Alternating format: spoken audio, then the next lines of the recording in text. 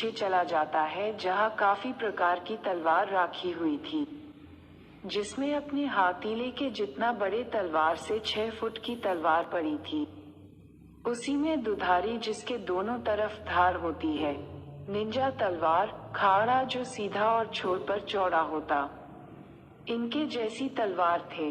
रुद्र एक एक करके सभी तलवार को जांचे जा रहा था, लेकिन रुद्र को अपने हिसाब से कोई भी तलवार नहीं मिल रही थी। वह कुछ जादुई तलवार भी थी, लेकिन रुद्र को उनमें से भी कोई भी तलवार पसंद नहीं आ रही थी। तभी रुद्र की नजर एक कोने में पड़ी गंज लगी तलवार चली जाती है, जिसे देखकर रुद्र की हाथ में जो त्रिशूल का चिन्ह था वो जलने लगता है। उसी के साथ रुद्र को उस तलवार को देख अपनेपन का एहसास होता है। फिर रुद्र उस आदमी को उस तलवार को हाथ में लेकर उसके बारे में पूछता है।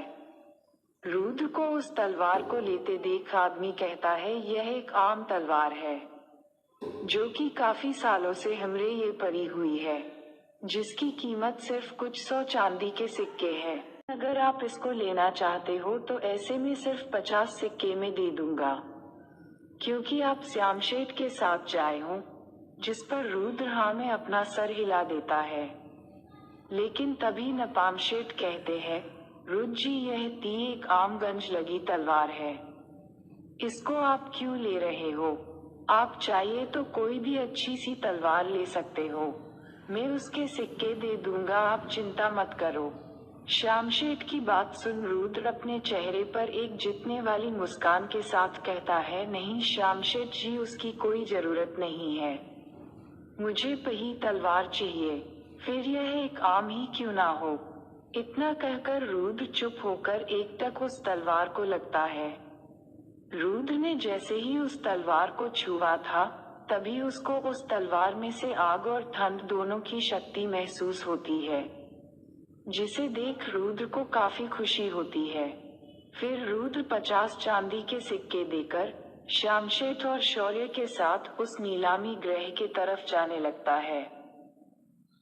आज के लिए इतना ही। 17 दिव्यांश। अब तक नीलामी खत्म होने के बाद रुद्र, श्यामशेठ और शौर्य बाहर आ जाते हैं। तभी रुद्र श्यामशेठ से कहता है, हम उस लड़की के पास बाद में जाएंगे, पहले मुझे दवा बनाने के लिए कुछ सामान और एक तलवार लेनी है, इसलिए मैं बाजार और शस्त्र भंडार में जाने वाला हूँ। तो आपको कुछ काम होगा तो आप चले जाइए, मैं बाद में आपके पास आ जाऊंगा। मैं अभी एकदम मुक्त हूँ, इसलिए मैं भी आपके पास आ जाता हूँ। फिर रुद्र, श्यामशेठ और शौर्य बाजार में अपने कुछ सामान लेकर रात्र भंडार में आते हैं। शस्त्र भंडार के अंदर एक आदमी रुद्र और श्यामशेठ के पास आकर कहता है, आप सबका हमारे इस भंडार में स्वागत है। क्या आप बता सकते हो आपको क्या चाहिए? मैं आप सबकी किस प्रकार मदद कर सकता हूँ? उस आदमी जो कि उस भंडार का संभालने वाला लगता है, रुद्र उनको देख कहता है, मुझे एक तलवार खरीदनी है जो कि वजन और बाकी सभी प्रकार से समतोल हो। रुद्र की बात सुन एमडी रुद्र को अपने पीछे नए के लिए कहता है। रुद्र ऐसे ही एक कक्ष में उस आदमी के पीछे चला जाता है जहां काफी प्रकार की तलवार राखी हुई थी, जिसमें अपने हाथीले के जितना बड़े तलवार से 6 फुट की तलवार पड़ी थी। उसी में दुधारी जिसके दोनों तरफ धार होती है, निंजा तलवार, खाड़ा जो सीधा और छोर पर चौड़ा होता, इनके जैसी तलवार थे। रुद्र एक एक करके सभी तलवार को आ रहा था, लेकिन रुद्र को अपने हिसाब से कोई भी तलवार नहीं मिल रही थी। वह कुछ जादुई तलवार भी थी, लेकिन रुद्र को उनमें से भी कोई भी तलवार पसंद नहीं आ रही थी। तभी रुद्र की नजर एक कोने में पड़ी गंज लगी तलवार चली जाती है, जिसे देखकर रुद्र की हाथ में जो त्रिशूल का चिन्ह था वो जलने लगता है। उसी के साथ रुद्र को उस तलवार को देख अपनेपन का एहसास होता है। फिर रुद्र उस आदमी को उस तलवार को हाथ में लेकर उसके बारे में पूछता है।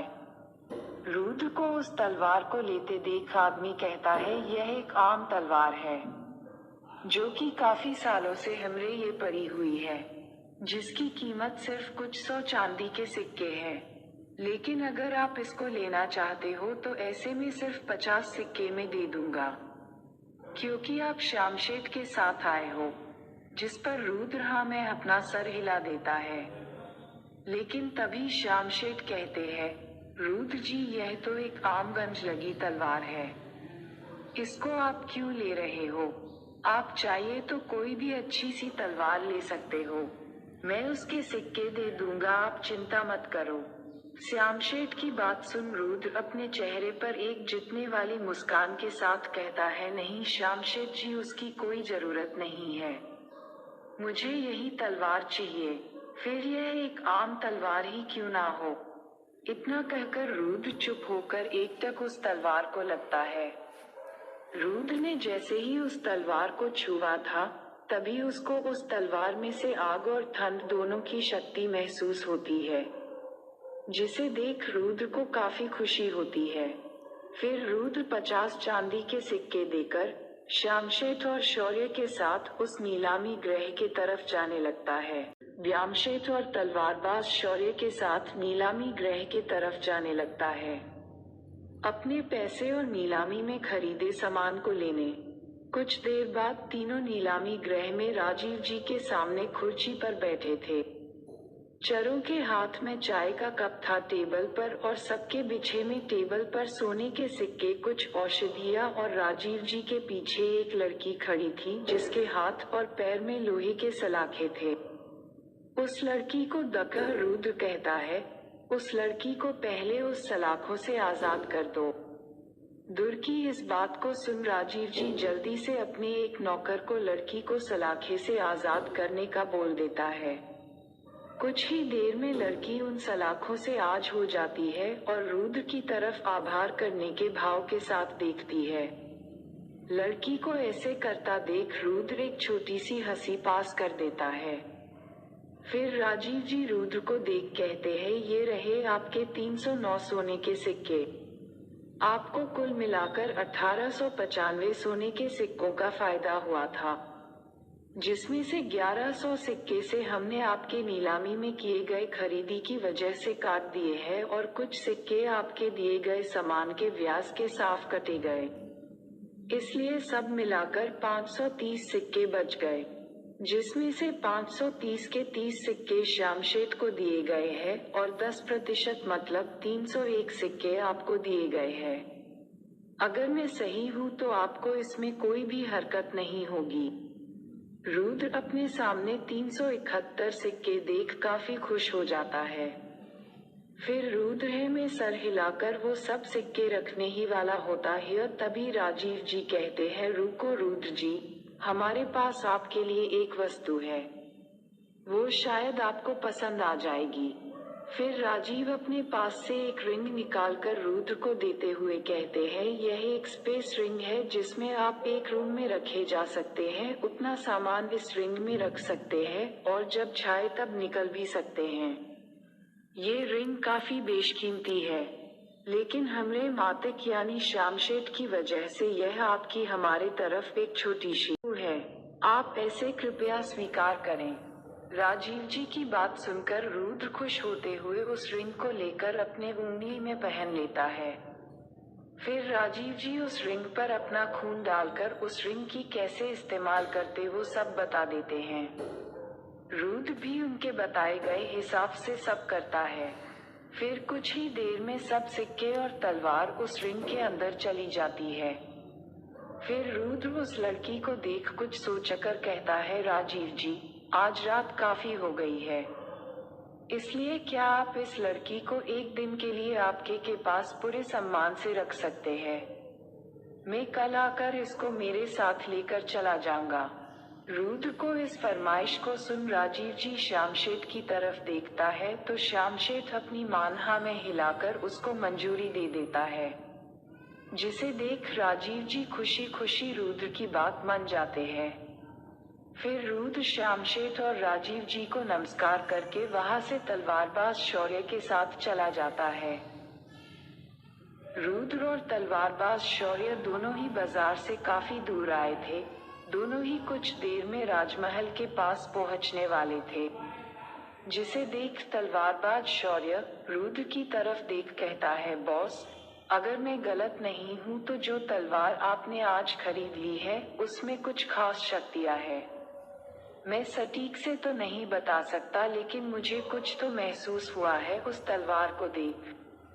यही नहीं, मेरी तलवार भी कुछ देर के लिए आग की जैसी तप गई थी और कुछ देर बाद बर्फ की तरह धड़ी पर गई थी जब मेरी तलवार पके तलवार के साथ आई थी। तलवारबाज शौर्य की बात सुन रुद्र मन ही मन काफी खुश हो जाता है, क्योंकि उसके पास इतना अच्छी दृष्टि वाला साची है। फिर रुद्र अपनी जगह ठहरकर शौर्य की तरफ देख कहता है, सही कह तुमने शौर्य। अभी तक मुझे भी नहीं पता है कि उसमें आखिरकार कैसी शक्तियां है, लेकिन जो तुमको महसूस हुआ है वो मुझे भी हुआ है। मैं काफी खुश हूँ कि तुम्हारे जैसे साथी मिला है।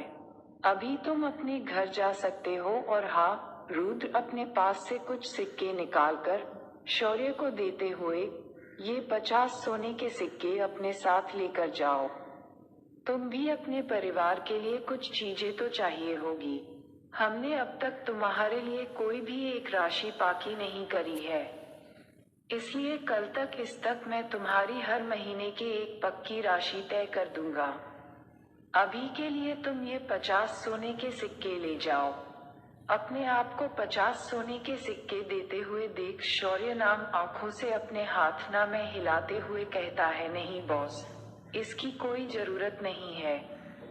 अभी मुझे और मेरे परिवार को किसी चीज की जरूरत नहीं है।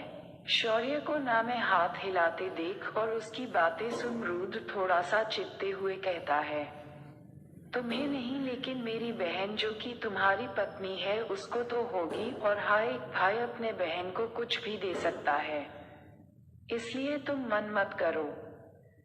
तारांकन रुद्र की बात सुन शौर्य अपनी हार मानकर वो पैसे लाकर वह से चला जाता है। फिर रुद्र भी अपने राजमहल की तरफ आने लगता है, जो कि उसके समाने ही था। राजमहल में रुद्र रात को अपना खाना खाके जल्दी से उस तलवार को बाहर निकालकर देखने लगता है। फिर मन ही मन कहता है, ऐसी भी क्या खास ताकत है इस तलवार में। और हाँ, अच्छा हुआ मैंने आज उस अनोखी लड़की को राजमहल नहीं लाया, नहीं तो राजकुमारी तमन्ना उसको दकह क्या कहती। कल के कल उस लड़की को कहीं न कहीं तो ठहरने के लिए क्यूच तो देखन पड़ेगा, या राजमहल के अंदर लाने के लिए कुछ तो सोचन पड़ेगा। इतना कहने के साथ रुद्र फिर से उस तलवार को देखने लगता है, जो कि काफी गंज छड़ी हुई थी, जिसकी लगभग सारी धार भी जा चुकी थी। रुद्र मन ही मन भगवान यमराज को याद करते हुए कहता है, यमराज ने भी मुझे इस तलवार को लेने के लिए क्यों कहा होगा। ये तो पूरी तरह से गंज गई है, इसको और नहीं ही दिखने में खूबसूरत लगती है। क्या यमराज के अपने ऐसे क्यों लेने को लिए कहा है। रुद्र मन ही मन यमराज को कोसते हुए जा रहा था, तभी अचानक रुद्र के सर में पहले दर्द होने लगता है। फिर कुछ ही सेकंड बाद रुद्र को यमराज की आवाज आती है, रुद्र, अगर फिर से कभी भी मेरे ऊपर आरोप लगाए या मेरे खिलाफ गए तो तुमको ऐसे ही सजा देते रहूंगा। मत बोलो मैंने तुमको इस दुनिया में क्यों भेजा है। तुमको कुछ मकसद पूर्ण करने हैं, जिसमें मैं भी तुम वक्त वक्त पर मदद करते रहूंगा। रुद्र यमराज की बात सुन माफी मांगते हुए कहता है, मुझे माफ कर दो यमराज जी, आगे से मैं अपने ऊपर ध्यान रखूंगा। तभी यमराज जी कहते हैं, यह एक दिव्य तलवार है जिसकी काबिलियत तुमको आगे जाकर खुद ब खुद मालूम हो जाएगी। अभी सिर्फ मैं तुम्हें इस तलवार की कुछ शक्तियां जागृत करने की विधि बता देता हूँ। है एक और बात, इस तलवार की एक हैसियत है, वो ये है कि इस तलवार में आग और बर्फ दोनों की शक्तियां है, लेकिन इनकी आग और बर्फ की शक्तियां जगाने के लिए तुम्हें आग और बर्फ की जादुई गोल आकर एक रहस्यमयी गोला जी की एक आंख की आकर का है, उसे हासिल करना होगा और इस तलवार में उसे लगाना होगा। यमराज की बात सुन रुद्र नाराज बहरे स्वर में लेकिन उत्साह के साथ कहता है, लेकिन कहाँ लगाना है? ये तो पूरी तरफ से गंज से बहरी हुई है, ऐसे तो अच्छे से पकड़ भी नहीं सकता मैं। रुद्र आगे कुछ बोला, तभी यमराज कहते हैं, पहले अपने खून की एक बूंद तुम इस तलवार के ऊपर डालो। जिसे सुन रुद्र यमराज की कहे मुताबिक अपनी उंगली को दांत के नीचे दबाकर उसमें से एक खून की बूंद उस तलवार के ऊपर डाल देता है।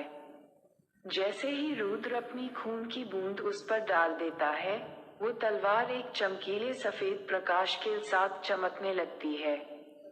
उस प्रकाश को देख रुद्र की आंखें अपने आप ही बंद ही जाती है। बाद जब पूरा प्रकाराला जाता है, अपनी आंखें खोल देता है और अपने सामने देख उसकी आंखें बाहर आ जाती है, क्योंकि उसके हाथ में जो गंज पकड़ी तलवार थी, वो अब काफी खूबसूरत और खफी खूंखार तलवार लग रही थी, जिसे देख रुद्र को ऐसे लग रहा था कि इस तलवार ने ना जाने कितनों के सर काट डाले होंगे। वो तलवार किसी भगवान के हथियार जैसे लग रही थी। चंद्रहास एक खोई शक्ति एक पुस्तक है जिसके लेखक सर अमोल रडलो है।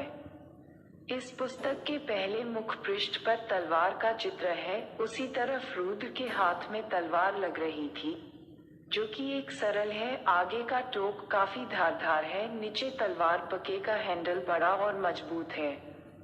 उस हैंडल के थोड़ा ऊपर किसी सिंग की तरफ दोनों तरफ दो दो छोटे से सींग है, जो तलवार को काफी खूबसूरत और महान बना रहे थे। रुद्र उस तलवार को देखे ही जा रहा था, तभी यमराज जी कहते हैं, तुमने जो तलवारबाजी की तकनीक दी है वो सब सीखो, फिर उसके बाद इस तलवार की कुछ शक्तियां जागृत करने की विधि मैं बता दूंगा। इतना कहने के साथ रुद्र अपनी मन की दुनिया से बाहर आ जाता है। रदुर उस तलवार को अभी और देखने ही जा रहा था, तभी उसके दरवाजे पर किसी की आने की पहल लग जाती है। रुद्र के कमरे के बाहर राजकुमारी तमन्ना जोर जोर से रुद्र के दरवाजे पर बजाए जा रही थी। ठीक ठीक, रुद्रान सिंध मैं जानती हूँ, तुम अंदर हो, दरवाजा खोलो, जल्दी से दरवाजा खोलो। राजकुमारी तमन्ना जो कब से रुद्र के दरवाजे पर टोकते जा रही थी। तभी रुद्र राजकुमारी तमन्ना की आवाज सुन अपने हाथ में पुरकी तलवार बिस्तर पर रखकर जल्दी से जाकर दरवाजा खोल देता है। रुद्र अपने सामने राजकुमारी तमन्ना को दकह कहता है, क्या हुआ राजकुमारी, आप मेरे कमरे के पास इतनी रात को? कि आपको नींद नहीं आ रही? मेरी याद आ रही थी। रुद्र की बात सुन राजकुमारी जो कब से दरवाजा पीटते जा रही थी गुस्से में बोलती है, रुद्रान सिंह, मुझे लगा था तुम सुधर गए हो, लेकिन नहीं, तुम पहले के जैसे ही अय्याश हो, जो कि हर रात को एक लड़की अपनी बिस्तर पर कहते हो। रुद्र को राजकुमारी की बात सुन कुछ भी सन नहीं आ रहा था, इसलिए रुद्र राजकुमारी से ही पूछता है, राजकुमारी तमन्ना, आप क्या कहना चाहती हो? मुझे कुछ भी समझ नहीं आ रहा। रुद्रान सिंह, तुम दिन बाहर कहाँ थे? क्या काम कर रहे थे? मुझे सब बताओ, राजकुमारी रुद्र को कहती है। रुद्र जो कि पहले से ही राजकुमारी को अपने सामने देख परेशान था, अब राजकुमारी तमन्ना की बात सुन चौंक और डर भी जाता है। रुद्र मन ही मन सोचता है, क्या राजकुमारी को उस नीलामी वाली लड़की के बारे में पता चल गया? अगर पता चल गया है तो मेरी कोई भी खैर नहीं, मैं क्या करूं अब? रुद्र मन ही मन सोच रहा था। तभी रुद्र को अचानक याद आ जाता है कि उसके पास मन की बात पढ़ने की शक्ति है। फिर रुद्र अपनी उस शक्ति का उपयोग करके राजकुमारी के मन की बात जानने की कोशिश करता है। राजकुमारी रुद्र को अपने ही ख्यालों में देख चिढ़कर मन ही मन कहती है, मुझे मालूम है वो लड़की अभी भी उसके बिस्तर पर ही होगी और दोनों ही खूब मजे कर रहे होंगे। आज तो मैं इन दोनों को जान से मार डालूंगी।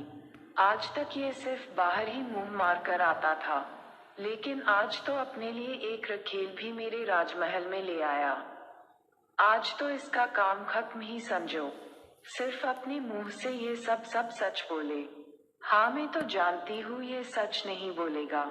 राजकुमारी को मन की बात सुन रुद्र के माथे से पसीना आने लगता है। रुद्र अब मन ही मन सोचता है राजकुमारी को सब सच पता है शायद। अब मुझे झूठ बोलकर कोई फायदा नहीं। यही सोचकर रुद्र कुछ खा नहीं। तभी राजकुमारी तमन्ना अपने हाथ में दीवार पर लगी सलवार लेकर रुद्र के कमरे के अंदर चली आती है। कमरे के अंदर राजकुमारी तमन्ना को अपने कमरे में आते देख रुद्र हड़बड़ा जाता है। वो पीछे मुड़कर देखता है तो राजकुमारी किसी को वह कुछ तो ढूंढ रही थी। फिर रुद्र की तरफ देख राजकुमारी कहती है, कहाँ है वो लड़की जिसके साथ तुम अभी वो सब अश्लील हरकतें कर रहे थे? उद्धरण चिन्ह। राजकुमारी की बात सुन रुद्र जल्दी से कहता है, कौन सी लड़की और कैसे हरकतें? आप क्या कह रही हो?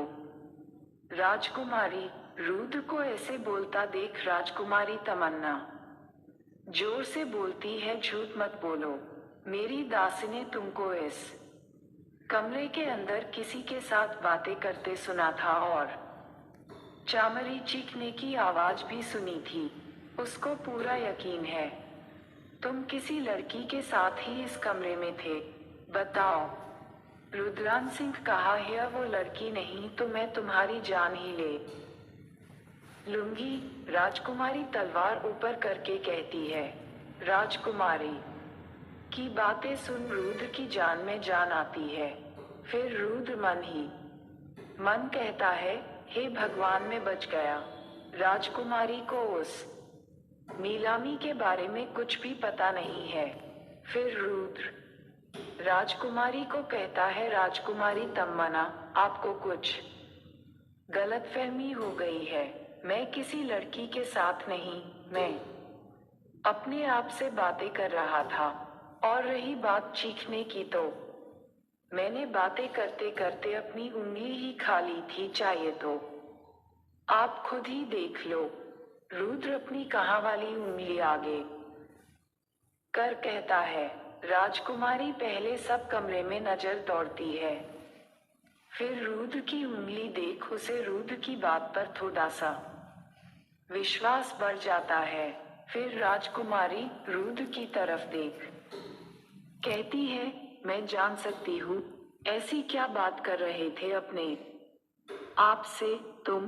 राजकुमारी के जवाब में रुद्र कहता है राजकुमारी तमन्ना की, मैं तो सिर्फ मेरी नई लाई हुई तलवार को देख उसके बारे में ही बातें कर रहा था और कुछ नहीं। फिर रुद्र अपनी तलवार की तरफ उंगली करके राजकुमारी को देखता है।